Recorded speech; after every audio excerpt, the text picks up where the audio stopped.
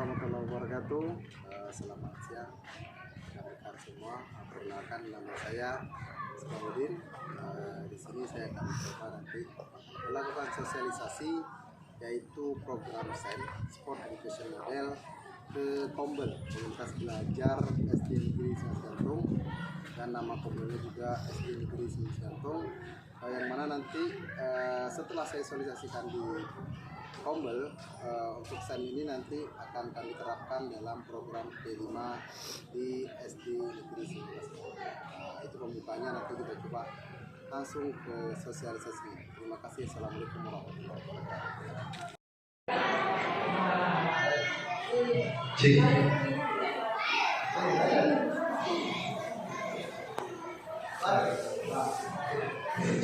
Assalamualaikum warahmatullahi wabarakatuh. Yang saya hormati Ibu Kepala Sekolah SD Negeri Sungai Gantung, yang saya hormati rekan-rekan guru serta tenaga pendidikan. Pagi hari ini, sebagaimana seperti dalam undangan tertera, hari ini akan ada sosialisasi Sport Education Model. Sport Education Model ini oleh-oleh hasil dari pelatihan PKG, yang mana nanti juga menjadi bagian tugas dari kami untuk menyelesaikan diklat PKG ini. Nah, alhamdulillahirobbilalamin, hari ini kita bisa berkumpul di sini dalam keadaan sehat. Kemudian bersolawat kepada baginda Nabi Muhammad SAW. Allahumma shalli ala Muhammad wa ala ali Muhammad. Karena bersyukur hari ini kita kumpul di sini dapat, mudah-mudahan dapat ilmu baru dan bisa kita terapkan. Sebenarnya SEM ini tidak hanya untuk olahraga saja, tapi bisa juga dikembangkan di pembelajaran lainnya. Tapi nanti kita coba dari awal untuk mengenal SEM itu sendiri apa. Nah, SEM itu kepanjangan dari Sport Education Model. Nah, di sini tema kita yaitu Outdoor Activities to Celebrate. Jadi artinya kita merayakan kegiatan outdoor kita bersama anak-anak. Di kegiatan outdoor di sini saya ambilnya tradisional game, yaitu milun. Milun itu dalam bahasa Indonesia gobang sodor. Nah, gobang sodor nanti untuk lebih rincinya, untuk aturan dan sebagainya akan saya sosialisasikan saat kegiatan P5. Oke, kita langsung saja masuk. Di sini latar belakang SEM Sport Education Model, yang pertama yang pasti menjadi pedoman utama kita dalam kurikulum Merdeka, yaitu student centered learning. Jadi artinya belajar yang dipusatkan kepada peserta didik. Jadi yang kedua, variasi project. Project di sini artinya nanti kan kita ada kegiatan P5. Nah, di sini menjadi salah satu opsi bagi kita untuk menjalankan P5, dan mudah-mudahan ini bisa diterapkan di sekolah kita nanti. Kemudian yang ketiga, pengalaman belajar baru. Karena ini memang model pembelajaran di PJOK ini untuk STEM ini baru. Jadi memang nanti saya juga masih belajar, dan mohon nanti dukungan dari Ibu Kepala Sekolah, dari rekan-rekan lainnya, bagaimana kita menerapkan ini. Pengalaman pertama untuk kita, dan pengalaman pertama juga untuk anak-anak. Mudah-mudahan SEM ini nantinya ketika kita terapkan di P5 benar-benar berhasil dan menjadi kegiatan rutin kita di akhir semester. Walaupun nantinya tidak harus jadi P5, enggak, tapi SEM ini bisa jadi kegiatan kayak kelas meeting dan sebagainya. Nah, kemudian yang keempat, activities for the future. Artinya SEM ini sebenarnya kita memberikan kepada anak-anak berperan menjadi satu profesi di kemudian harinya. Contoh misalnya ketika kita menyelenggarakan kegiatan, ada anak-anak yang berperan sebagai pemain, ada anak yang berperan sebagai pelatih, kemudian ada juga sebagai panitia, kemudian perangkat pertandingan dan lain sebagainya. Nah, artinya activities for the future ini, aktivitas hari ini kita siapkan mereka untuk keahlian mereka di masa yang akan datang. Seperti itu untuk latar belakang SEM-nya. Nah, kemudian definisi SEM Sport Education Model dikembangkan sejak 1994 oleh Daryl Siddleton, seorang pakar pendidikan jasmani, yang menjelaskan bahwa Sport Education Model adalah suatu pendekatan pembelajaran PJOK yang menawarkan pengalaman belajar yang lengkap dan konteks kehidupan nyata di bidang olahraga. Nah, artinya di sini anak-anak itu biasanya kalau ada kegiatan anak-anak kan hanya pemain. Kalau kita kerjakan RI, lombanya anak-anak tinggal main. Kalau di sini di SEM ini itu semuanya hampir 90% anak-anak yang melaksanakan. Panitianya mereka, yang menyiapkan pertandingannya mereka juga. Tapi tidak terlepas dengan bimbingan kita semua yang ada di sekolah sebagai guru ataupun kepala sekolah. Lanjut. Nah, kemudian langkah-langkah implementasi SEM. Di sini yang pertama sosialisasi ke sekolah.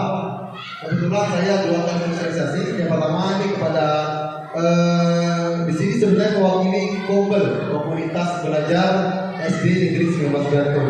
Nah, kemudian yang kedua baru masuk ke P5-nya sosialisasi ke siswanya. Nah, ini hari ini sudah kita laksanakan, yaitu tahapan pertama sosialisasi ke sekolah. Nah, kemudian yang kedua nanti kita menentukan jenis kegiatannya. Itu tadi sudah saya sampaikan pilot, tapi mungkin kalau anak-anak punya ide yang lain yang lebih bagus atau rekan-rekan baik kepala sekolah ataupun rekan lainnya yang punya ide, oh Pak kita bikin yang ini aja kayaknya lebih seru, boleh, bisa kita perbaiki atau kita rubah planningnya, rencana. Nah, kemudian yang ketiga tahapan selanjutnya yaitu penjabaran peran.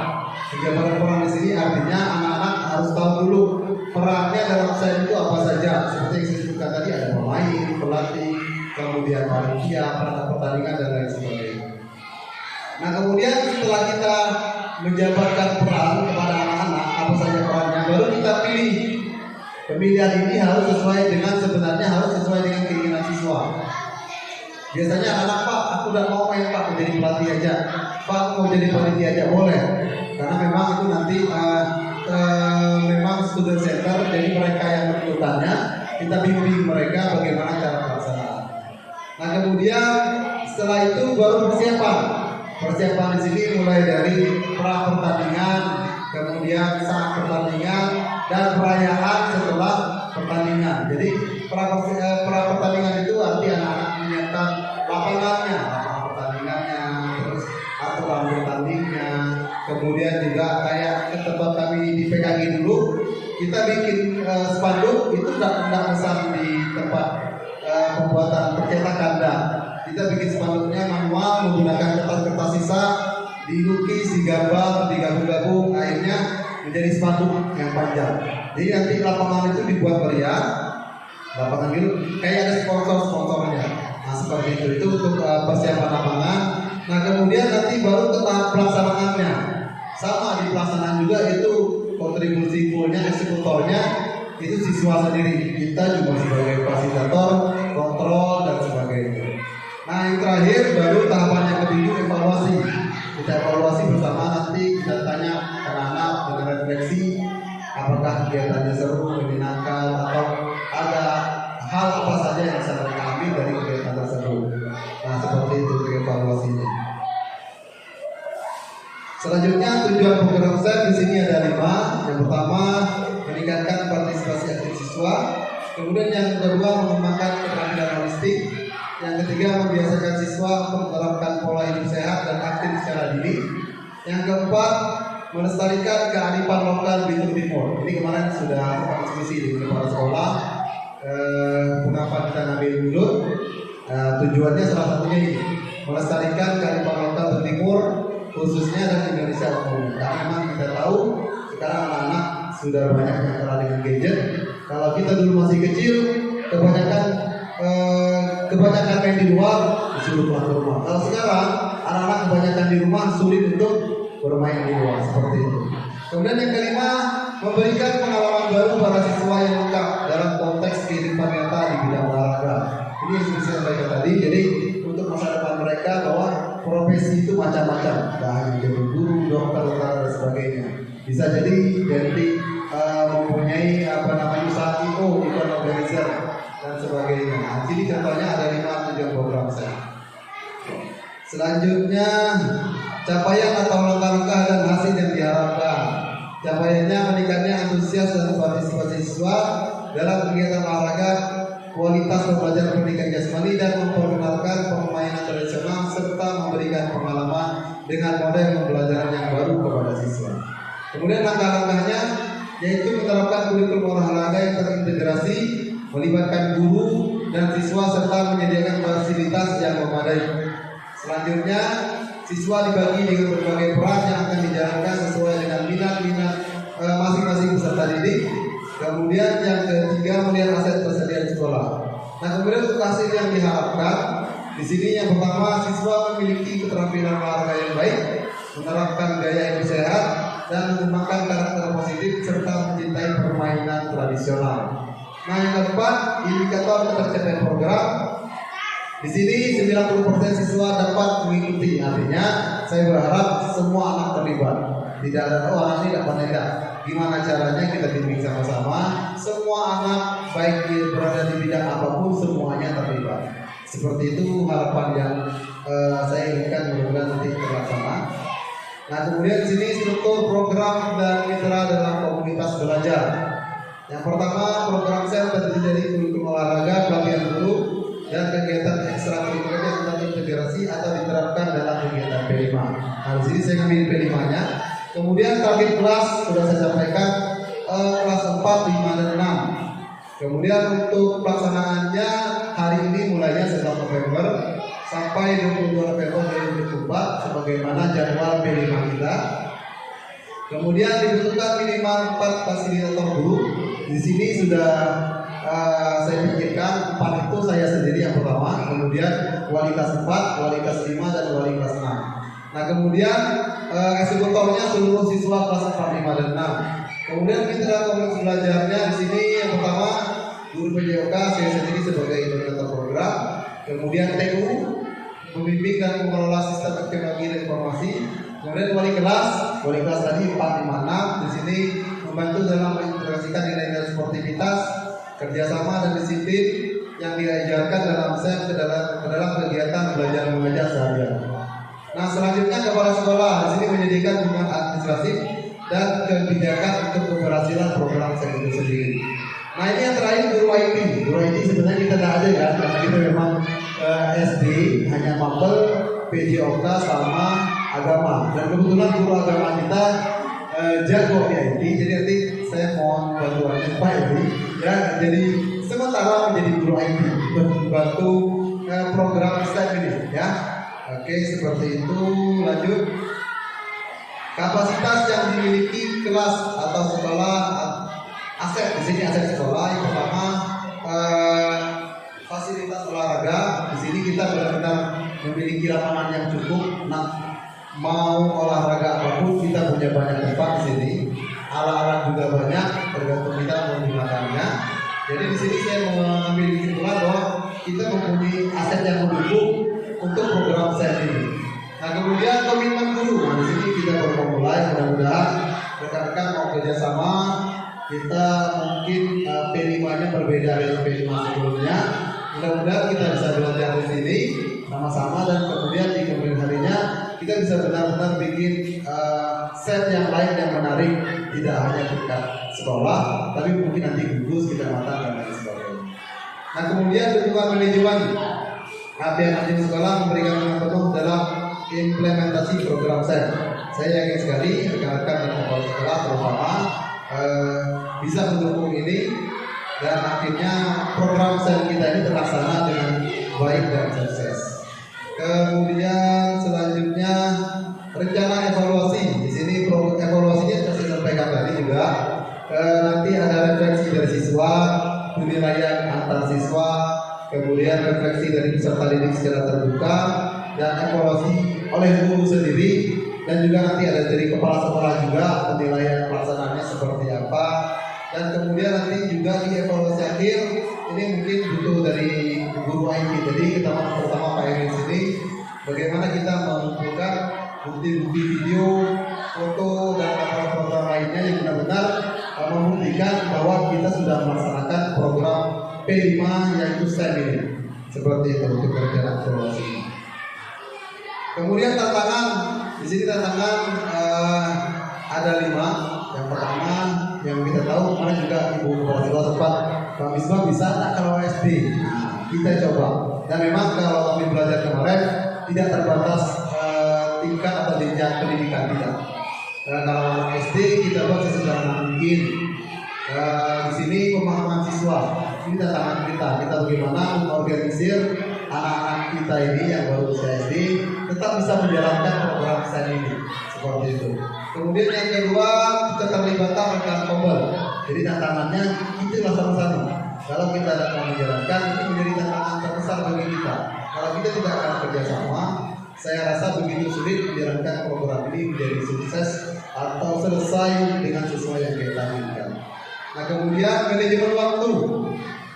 Manajemen waktu kita punya waktu 2 minggu. Sebenarnya sudah saya rencanakan, mungkin nanti saya print dengan kawan-kawan juga agar kita tahu tahapan-tahapan yang akan kita laksanakan seperti apa, agar waktu selesainya sesuai dengan jadwal P5 kita.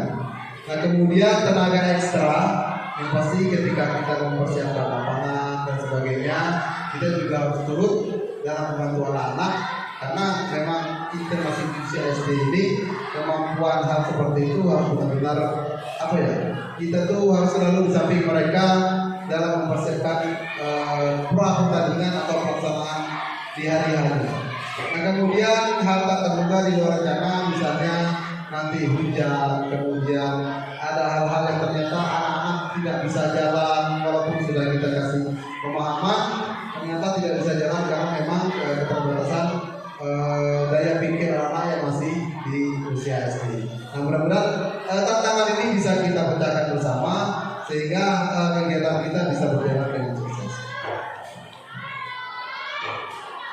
Kesimpulannya, saya akan memberikan makna yang lebih lengkap dalam pelajaran PJOK karena olahraga merupakan bagian tak terpisahkan dari berbagai seni kehidupan masyarakat, bahkan dapat menjadi industri di kemudian hari. Seperti itu, itulah pemaparan singkat saya. Sebelum saya tutup, mungkin ada rekan-rekan dari kepala sekolah bertanya atau masih ada yang masih membingungkan dan sebagainya. Kalau ada rekan-rekan, waktu yang tepatnya dan persilakan.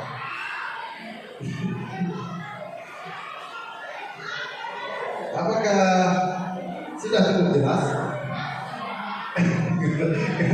Nah, gimana Bu?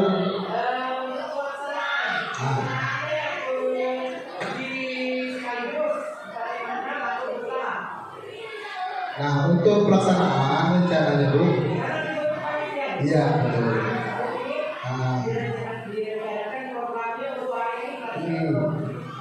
Nah, rencananya karena kita ini kan P5-nya sama kelas tinggi, jadi disatukan panitianya terdiri kelas 456 untuk timnya dan juga biar seimbang digabung 456. Tidak. Nah, betul ya, itu nanti ada kuesioner itu, bukan refleksi diri terhadap anak-anak, bagaimana peran mereka itu pengetahuan kita juga ini sebenarnya. Misalnya kelas 4 nih, Bu Herlin, ada anak menjadi panitia, gimana peran dia di kelas 4 di panitia, bagaimana peran dia sebagai perangkat pertandingan, kemudian bagaimana peran dia sebagai pemain. Nanti kan ada pemain main, tapi pas main ya, tapi kadang-kadang Pak dalam main. Iya, benar. Partisipasi aktif di sini. Jadi seperti itu. Bagaimana anak-anak antusias dalam mengikuti program P5 seperti itu. Nah, nanti dia juga di akhir refleksi itu kayak dia mau catatan kecil. Apa saja yang didapat dari program P5 ini. Nah, di situ kan nanti jadi salah satu indikator penilaian untuk kita sebagai guru. Dan juga nanti saya sebagai koordinator dari video-video itu juga dipelajari ya, bagaimana mereka menyiapkannya, perannya seperti apa. Seperti itu mungkin Ibu Prasidwan. Bantuan lain?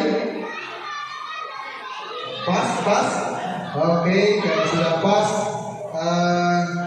sebelum mengakhiri sosialisasi ini, saya ucapkan terima kasih banyak sudah meluangkan waktunya dan juga saya